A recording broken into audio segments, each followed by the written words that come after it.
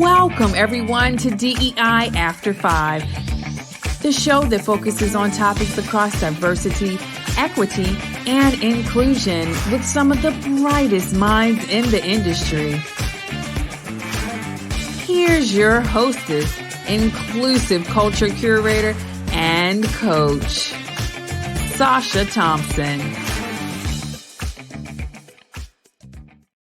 Hey, everyone, and welcome to this week's episode of DEI After 5.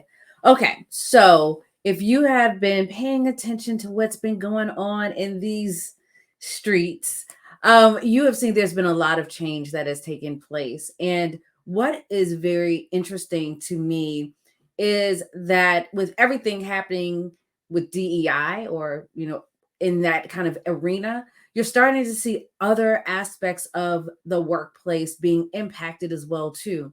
And one of those areas is learning and development.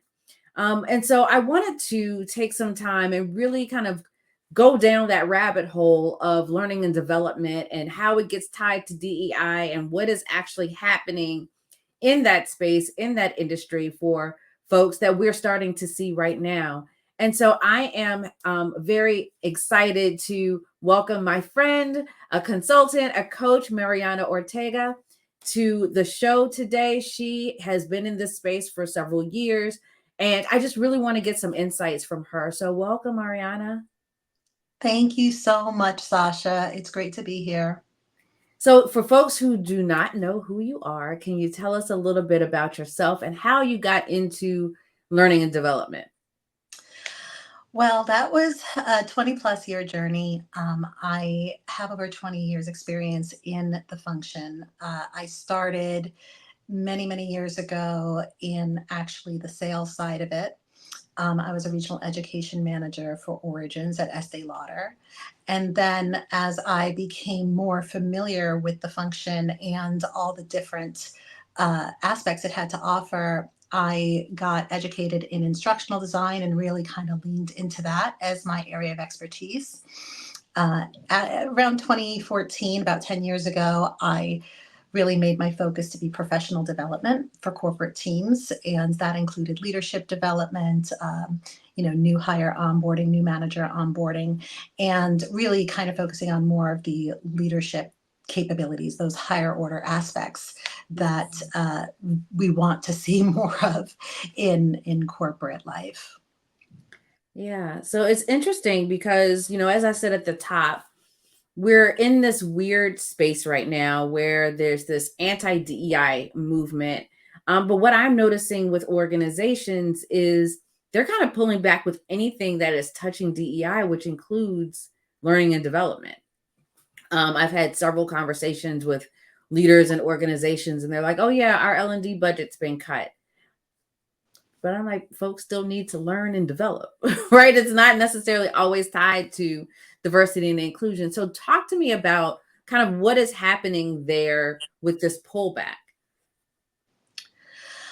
Well, as someone who was on the inside of it for decades, this is less of a trend to me and more of an ongoing practice.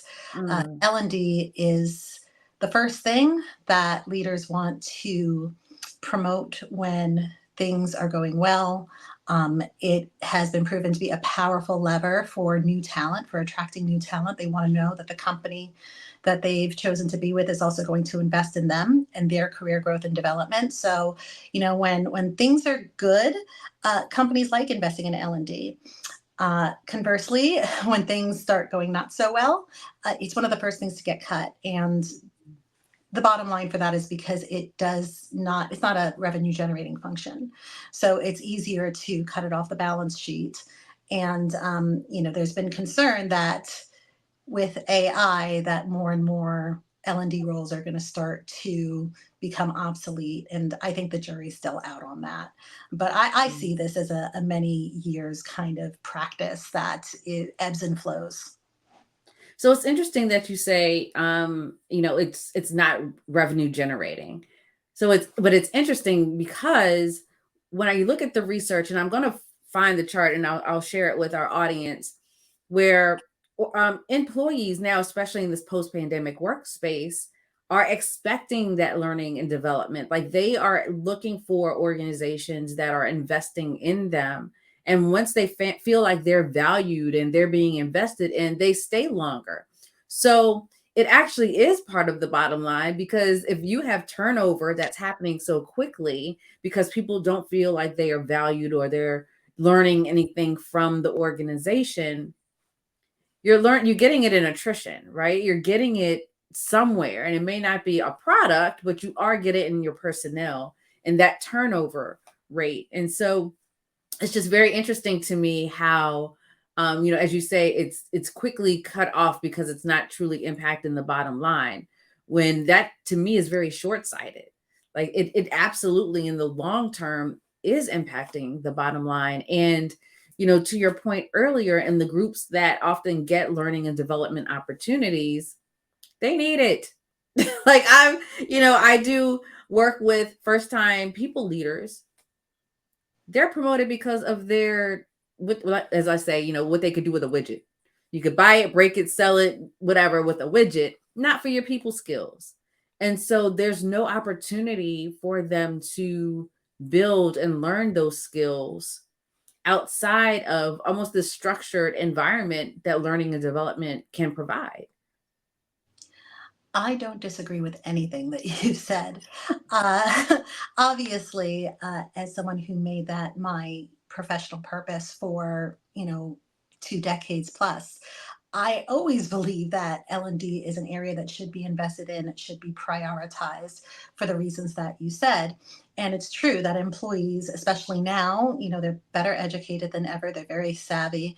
They know what they want and what they don't want from an employer. And they often say that they want development. My experience, and I've worked across a number of industries from food and beverage to ed tech to entertainment, fashion and beauty. The common denominator is that it's the exception and not the rule that you have organizations that truly see learning and development as a pillar of their culture. More often, it's window dressing for talent acquisition. They want to be able to promote to best in class talent that there is development for them waiting at X company if they were, to sign on. But the kind of more nefarious part of it is two things. One, companies are always willing to invest, or I should say, more willing to invest in any sort of tactical training, whether it be systems training, skills like data analysis. I'm sure there's going to be a ton of AI training happening now. But what we really need more than anything, and what new employees tend to ask for more than anything, especially if they have leadership aspirations, is the human skills. Mm-hmm. How to have difficult conversations, how to be able to motivate your team, how to create psychological safety, how to basically be the manager that they wanted to have. And too often these programs are given the short shrift. They're either check the box efforts in terms of, okay, well, we're going to have these sessions and nothing's ever mandated. It's always, oh, come if you want to. And the unspoken expectation is on managers. So managers need to be able to give their teams the permission and the time to take advantage of these courses and programs. But they're told kind of surreptitiously, like, well, only send your people if you can afford to, if there's nothing else going on and you're not busy. So what do you think happens? There's always something going on. There's always something more important. Right. And those programs don't get the traction that they could get if there was really more of a leadership push behind it. So that was part of my personal impetus for stepping away from the corporate lane and into more private practice as a leadership coach. Yeah.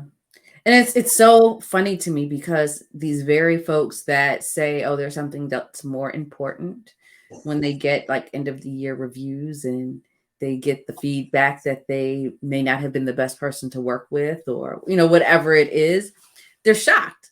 And I'm like, well, I don't understand why you're shocked.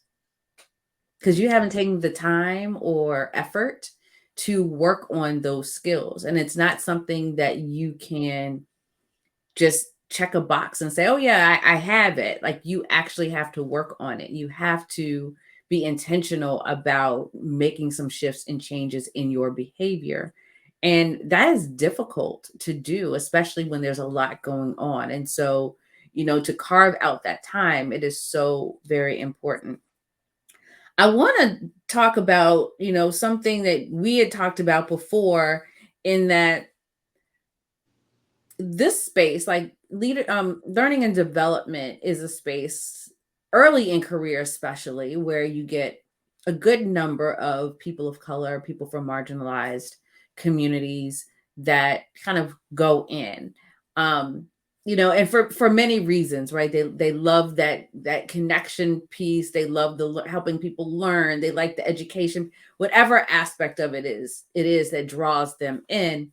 This is a space that tends to have a higher percentage of underrepresented talent in it. But then over time, just with several, other industries as well, right, that talent starts to fade, right? You start to see them kind of falling off of the cliff or what have you. What really is that phenomenon? Like, what is happening within the learning and development space, where by the time they get to more senior roles, you're not seeing that talent there anymore? This is such a great question.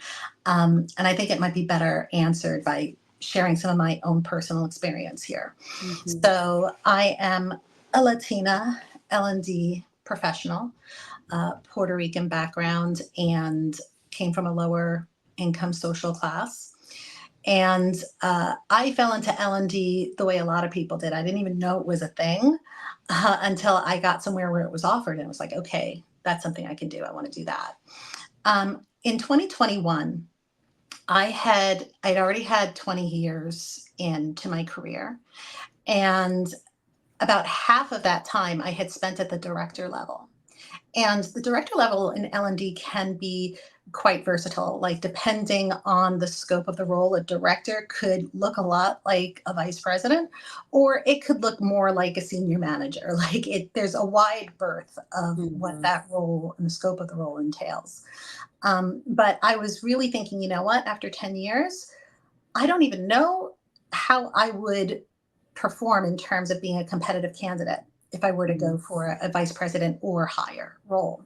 So I did the experiment, and that was during the Great Resignation. I don't know if you remember. It seems so long ago now, right? But during the Great Resignation, like everybody else, I started applying for roles that I hadn't applied for before, vice president, senior vice president, even a couple of CLO roles, just to kind of see where I would land in the mix with my background and expertise. I applied to 9.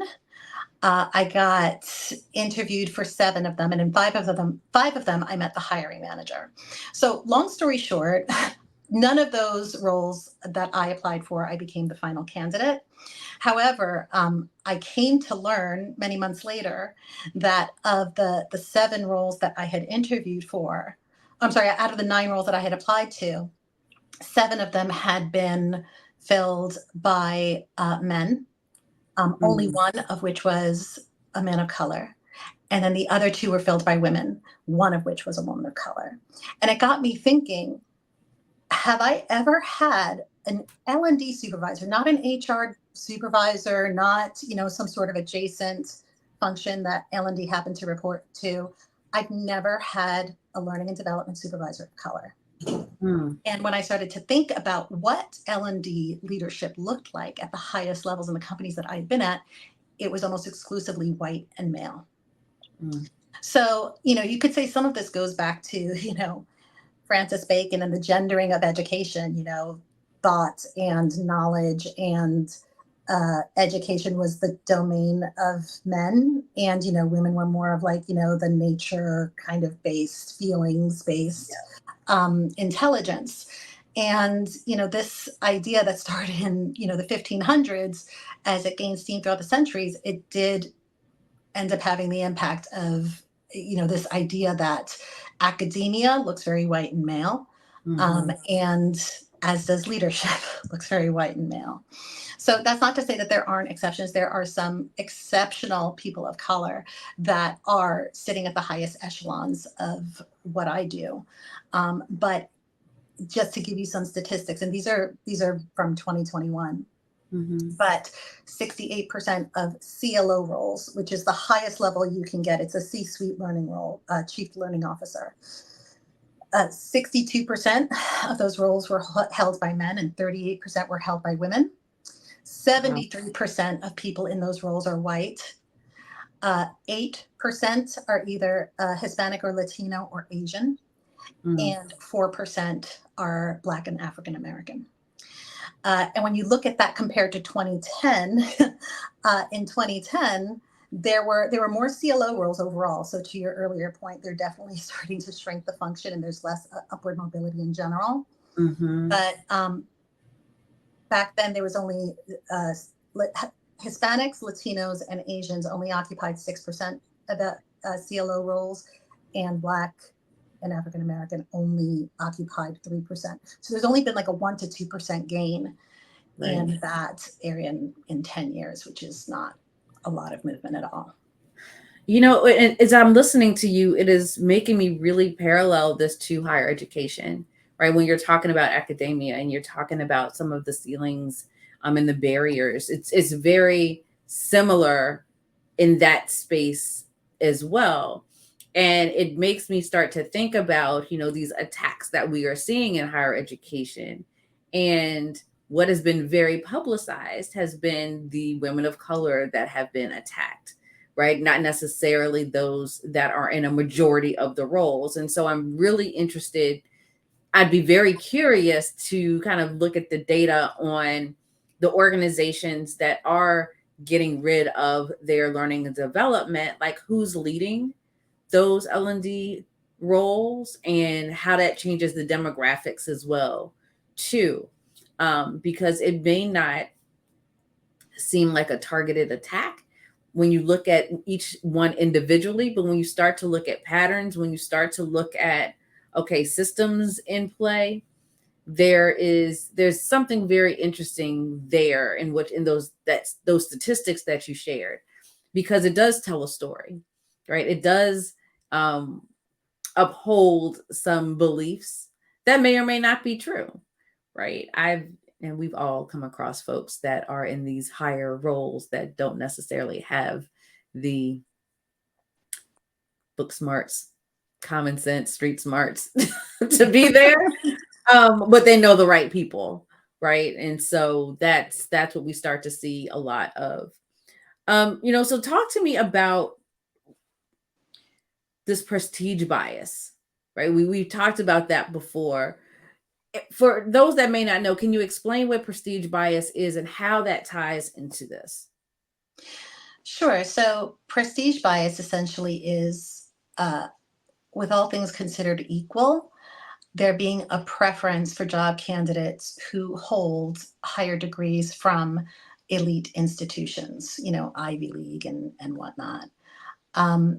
I think that this does play a role in the corporate landscape in general, even in this climate of, you know, people questioning whether a degree really has as much value as, you know, maybe it did in the past. But prestige bias still very much exists. And prestige bias at the end of the day is a class issue. So for, you know, intersectional people like myself who are, you know, came from both a Puerto Rican cultural background and a low-income socioeconomic background, these do end up bumping up against those unwritten rules of work that are implicit in most corporate environments.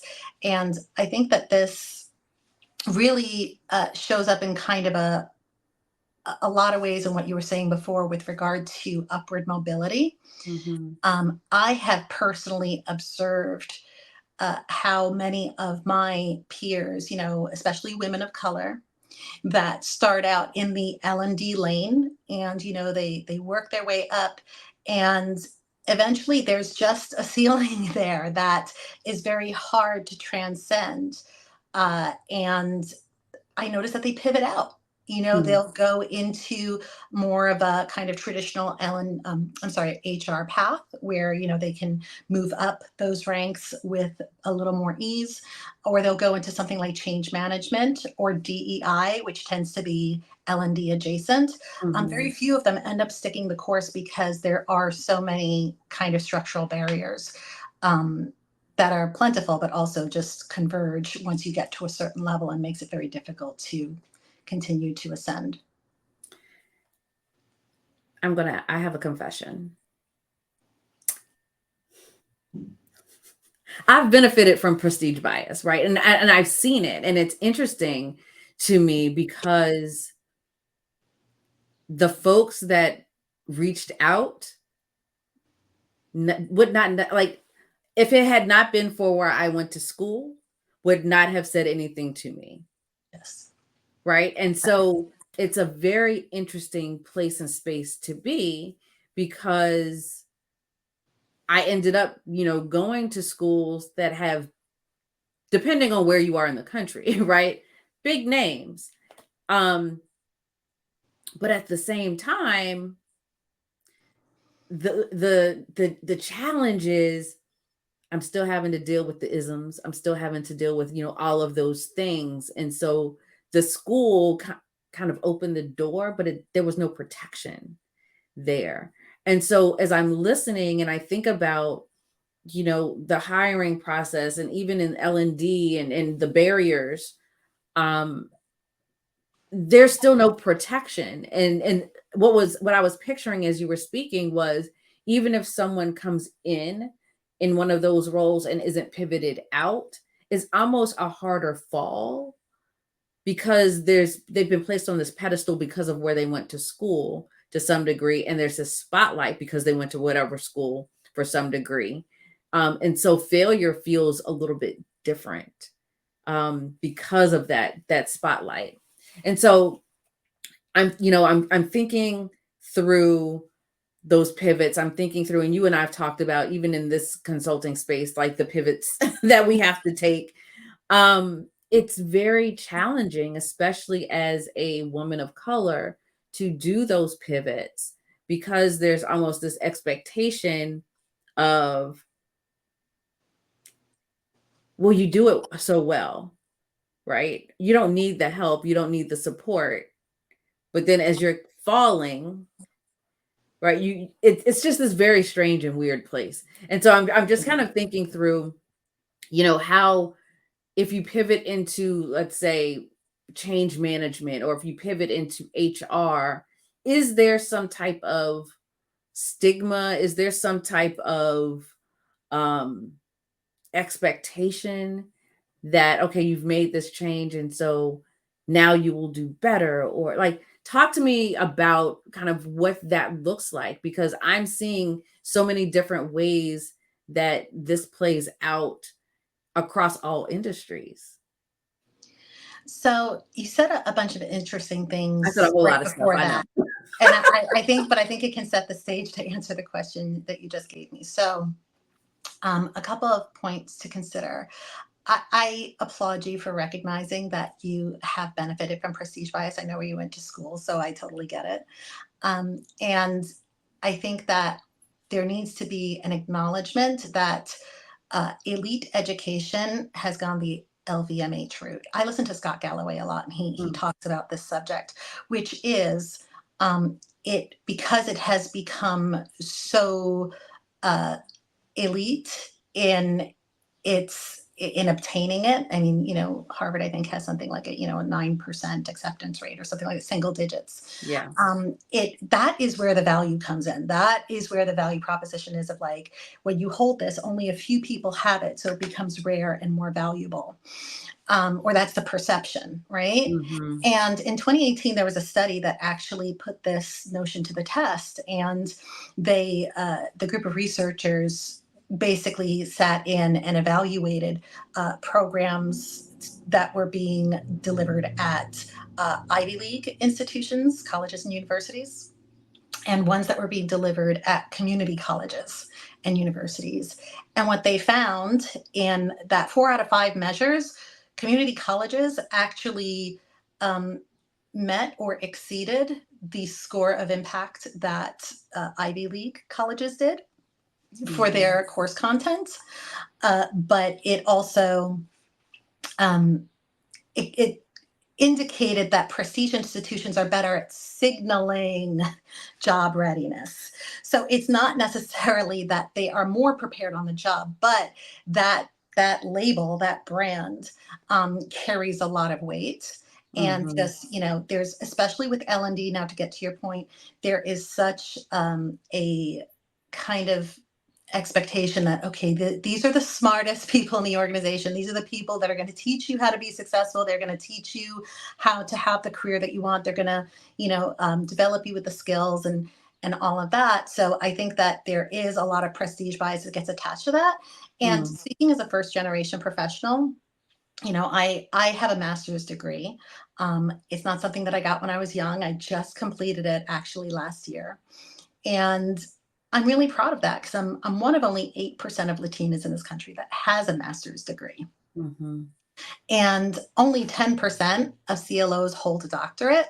But I feel like the entire function is very much judged on what kind of education they had, where they went to school.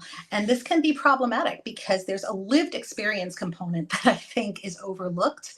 Yeah. That if you're trying to connect with a large body of people, whether it be, an organization or, a part of, a department or it's really something to consider of like who, from an optics perspective, who are you charging with this, very privileged role? Because I think it's a privilege to be able to lead learning for people who need it. They Yeah. want it and they are looking at that as a tool to help them propel forward. And I think that there are some lived experience qualifications that are given the short shrift and don't necessarily make their way into the consideration of who gets those roles. Yeah. I'm so happy that you talked about the lived experience piece because that is a part that I think a lot of corporate spaces forget, right? Like they just totally forget when it comes to this human element of not everything you can get from a master's degree program or from a book or from going to a seminar. Some of it is you've lived life and you've seen and you've experienced, and tie that with that academic knowledge, it's a very powerful tool. And so how do you create more of those places and spaces where people can partner in those ways? And I've shared on the show before, I've read a book that talks about non-Western ways of learning and knowledge. Yeah, learning and knowledge. And a big part of that is that experience, right? How do you gain that experience? It does not have to come from a book. And so that whole mindset around academics coming from a book's degrees, all of that is a very supremacist mindset and uh, positioning. And so part of that dismantling is to allow for that lived experience, to allow for those life experiences to be a part of that learning and growth process. So I want to thank you for bringing that element into this because it is truly a part of how you learn how to do the work and do the job. I want to do a little bit of a pivot, right? So, we both talked about just the need for self-care and the need for just honoring ourselves kind of in this work in this space. And so what are the things that you do to fill your cup, to take care of you? Well, one of the things I did was to really lean into my superpower, which is one on one. And that's why I made the decision to completely focus full time on leadership coaching last year. I've long said that if you're going to go for a career in learning and development in the corporate space, you really have to love it Mm, because so often it's just a thankless um, it's a thankless role. It's something that you are so passionate about and so earnestly invested in. But it's very common where, budgeting gets pulled last minute, Mhm. or you're asked to give up your dollars to fund something outside of your function, or, you work for, the better part of a year on something that, was, oh, this is going to be a huge visible project. It's going to be, a main initiative for the organization next year. And, all of leadership is behind it. And then they'll pull the plug at the last minute. Mhm. So it's, you have to have a lot of Mhm. resilience and grit to be able to sustain in a career long term. Just being honest about that. So, Absolutely. so it was crucial for me to find a community of like-minded individuals that I could kind of commiserate with, and not only network and kind of help each other out with opportunities. You and I have done that, Mm. but to just kind of get that sense of communal support. And I did find a community not only in the L&D space but in the DEI space, and Mm. those two areas, especially in the last 3 or 4 years, have worked together quite closely. And you and I met through Coach Diversity Institute, as a matter of fact. Yep. That's where we got our coaching certifications. So I think that those communities have really helped to give me the courage to start my own boutique coaching practice, but also Mm. in the years that I was in L&D corporately, really helped me to kind of keep my sanity. I love it. So if folks wanted to get in touch with you, what is the best way for them to do that? So the best way is you can reach out to me via my website at www.culturalcompasscoaching.com. I focus in not only helping first generation professionals navigate complex career environments, but also 21st century leaders who want to be human centered. Human centered Mm. leadership is something I'm passionate about. And I actually wrote a chapter about it in a book that's coming out this fall. So I'll let you know when that hits. Or you can find me on LinkedIn. And my socials, right now, I'm just on Instagram or Twitter. I'm sorry, not Twitter, TikTok. I'm not on Twitter. But those handles are First Gen Mary Coaches for Instagram and First Gen Mary Coaches 1 for TikTok.